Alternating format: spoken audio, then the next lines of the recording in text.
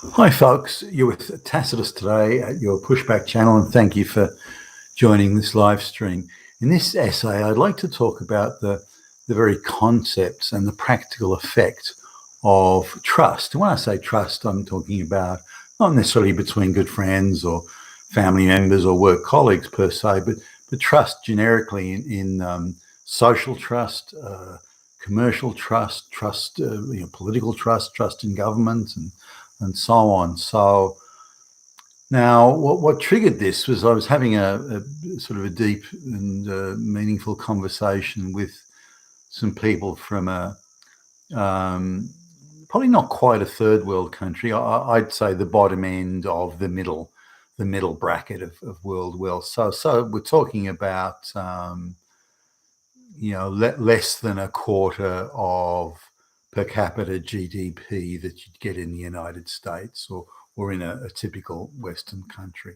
So somewhere around that. So imagine folks as quarter as wealthy as, give or take, a quarter as wealthy as say, Americans, for example. This is on a per capita average basis, of course. Now, these folks fancy themselves as pretty sophisticated.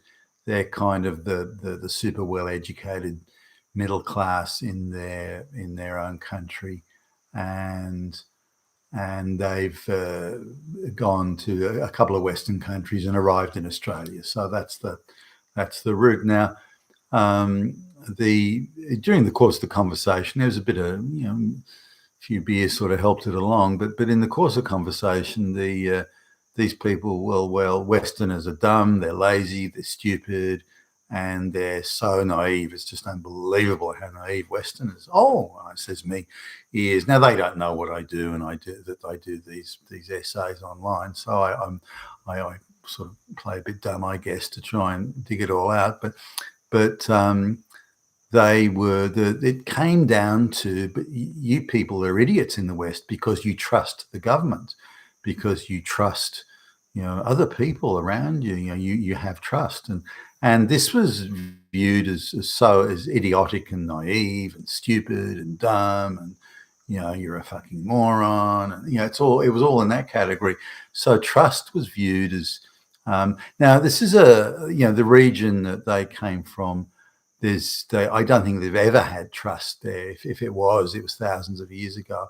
So whether by constantly being invaded by foreigners or by extremely harsh governments with very little representation of the people and so on, the only folks you could trust really, and even that was a push, was your family or people you'd known for a long time who you're absolutely convinced were like-minded, that shared your views. So now it's in my view, sort of on the reverse, and I've done a lot of business traveling, so I can speak from experience here. In my view, they're the region that they came from.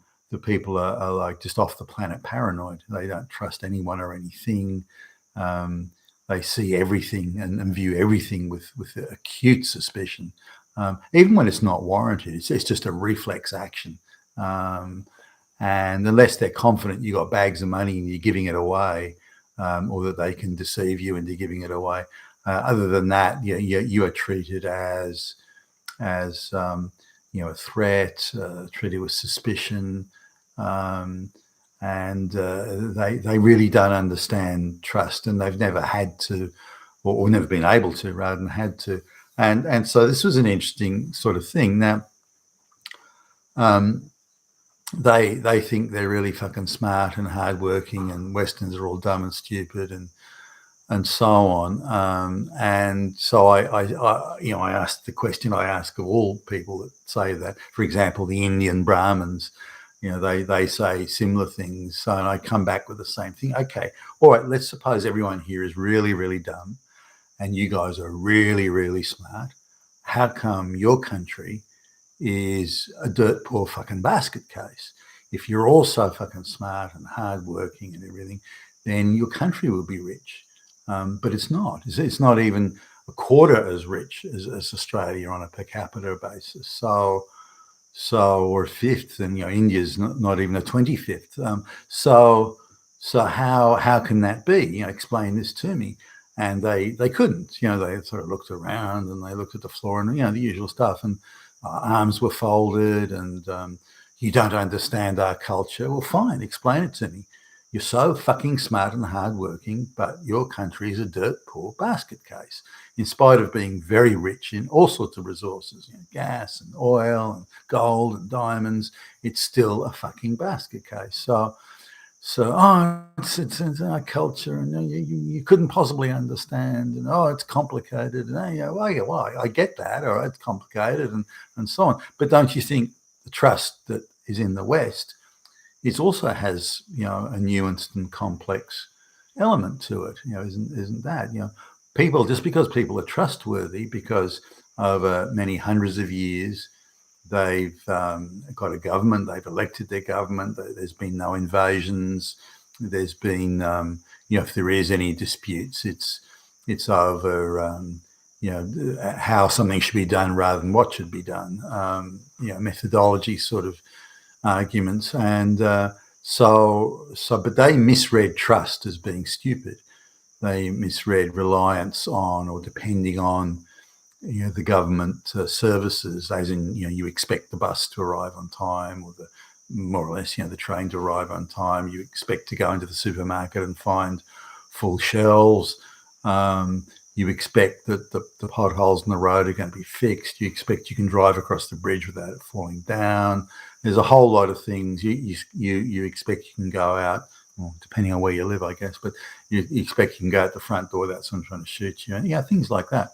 Now, they don't have any of those levels of trust or dependability or reliance. It's everyone for themselves. If you can cheat someone else out of something, then you're smart, you're clever. That's a sign of cleverness, that you can cheat and deceive other people. And if you rely on the government or trust anyone to deliver what they say they will, then again, you're stupid and you deserve to be screwed over, because you're stupid and moronic and so on, to have trust in anyone or anything. So I tried to explain how the West had high levels of trust, and I said it directly, that maybe not so much today, but certainly in the West, as I traveled around the West, I always treated people in business and pretty much anything that their intentions were good, and I could rely on what they said. They would more or less tell me the truth. Some of them might gild the lily or something, but more or less they tell me the truth, and I can pretty much rely on it. Now, they can prove me wrong. Sure, there were people who were no good so and so's, and that shows up pretty quickly, and then you wouldn't trust them.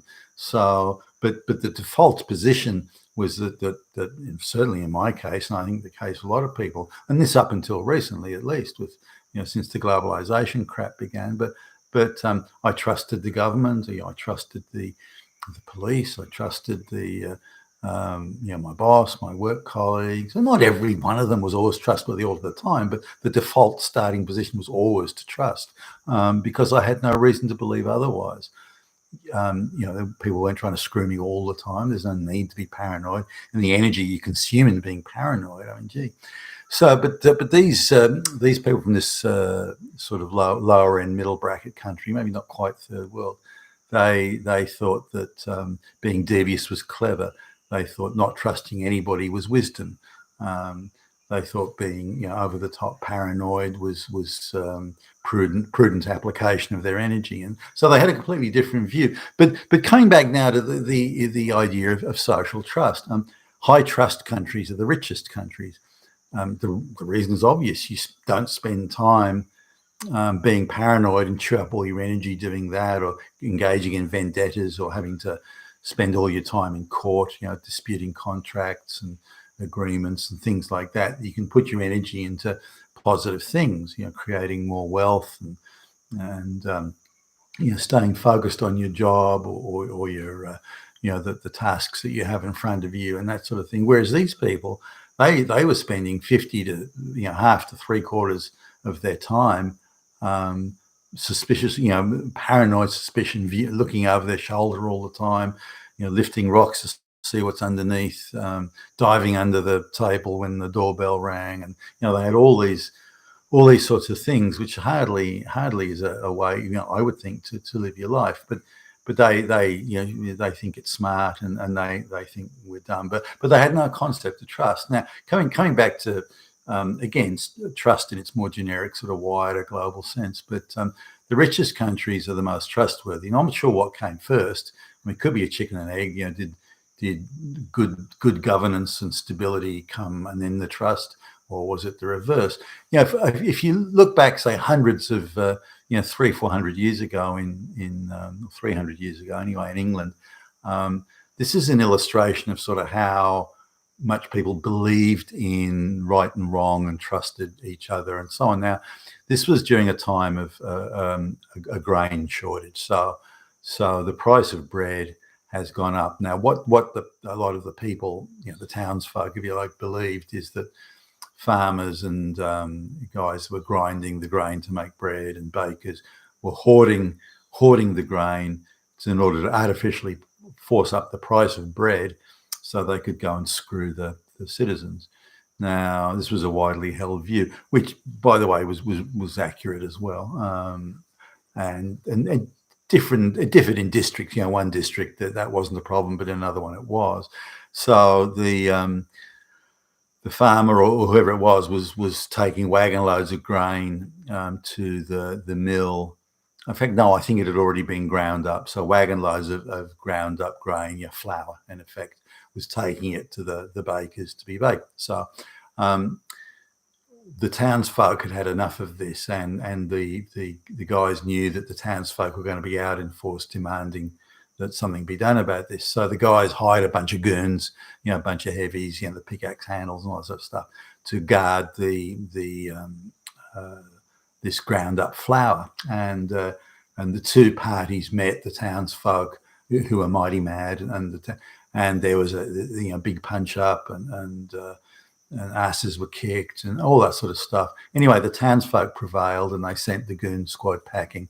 And so they took a certain amount of flour from it might have been baked loaves of bread or flour. That detail I just can't remember, but either one.